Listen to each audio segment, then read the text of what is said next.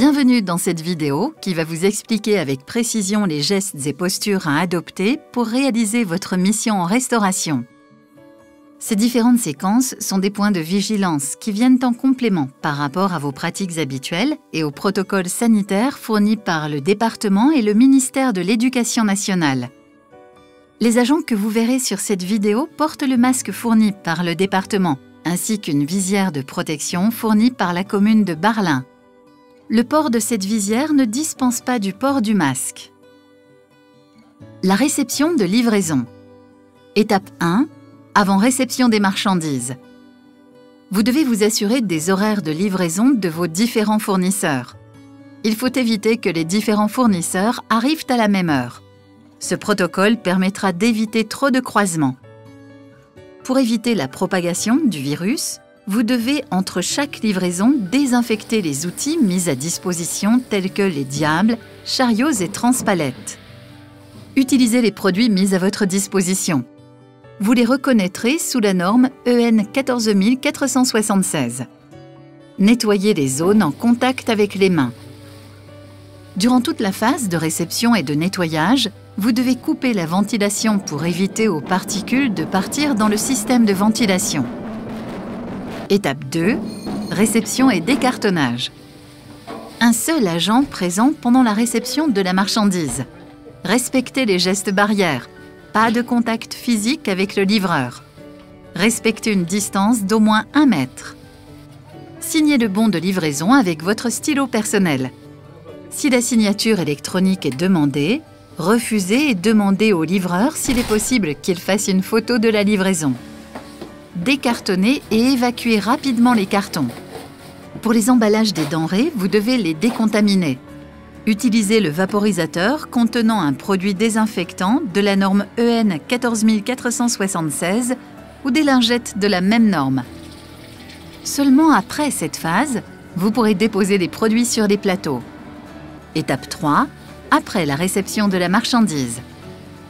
Pour rappel, après chaque livraison, assurez un nettoyage des outils à disposition des livreurs. Vous devez également nettoyer et désinfecter la zone de réception et de décartonnage avec des produits norme EN 14476.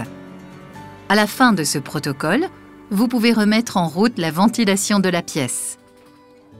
La production. Chaque tâche de production doit être individualisée. Habituellement, certaines tâches demandent 3 personnes. Épluchage, préparation froide et positionnement du produit en self. Le nouveau protocole impose qu'une seule personne prenne en charge toute la chaîne afin d'éviter de multiples manipulations.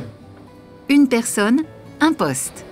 Aucune rotation de personnel n'est possible en plonge-batterie ou vaisselle.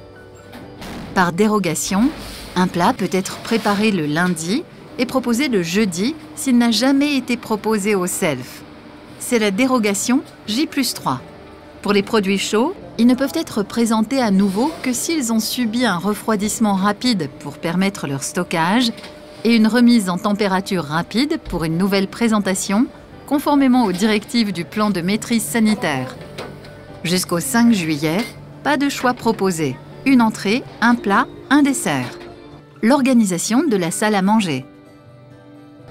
Un marquage au sol doit être en place pour imposer les distances de prévention d'1 mètre dans la file d'attente. Assurez-vous de limiter le nombre de convives par table et d'espacer les tables pour répondre aux critères de 4 mètres carrés par élève. Évitez le placement en face à face et privilégiez le placement en quinconce. La rotation du personnel devra être limitée au maximum. Un agent devra être dédié à l'usage des fontaines à eau. La circulation dans le self devra également être précisée pour éviter un maximum de croisements. Les élèves devront être pris en main dès leur entrée dans le self avec passage obligatoire au sanitaire pour le lavage des mains. Les agents ont également à leur disposition pour les élèves du gel hydroalcoolique de norme EN 14476. Une augmentation de l'amplitude horaire d'accès ou du nombre de services est fortement encouragée. Merci d'avoir suivi ces indications pour gérer la restauration conformément au protocole sanitaire. Suivez-les rigoureusement afin que les collégiens puissent profiter du service de restauration dans les meilleures conditions sanitaires. Votre mission est capitale. Tout s'est très bien passé aujourd'hui avec le nouveau protocole que nous avons mis en place, mais nous avons passé 40 élèves aujourd'hui, 41 heures de passage. Et en personnel, je pense que 3 personnels pour une désinfection des toilettes, lavage des mains, et 2 personnes au réfectoire. C'est un peu juste, mais bon, dans l'ensemble, ça s'est très bien passé. Alors après ce test ce jour avec les écoles primaires, on a vraiment hâte de retrouver nos collégiens. C'est prévu pour le 2 juin. Alors ça va nous permettre d'améliorer, d'optimiser ce protocole sanitaire, de s'adapter aux nouvelles situations avec nos élèves et ainsi d'être prêts définitivement pour une rentrée de septembre. Alors les agents ont été force de proposition dans tous les aménagements que vous avez pu constater au sein de cet établissement. Dès la reprise de l'activité, nous allons poursuivre ce mode de fonctionnement en associant les agents aux réunions de direction élargies afin d'optimiser ce protocole.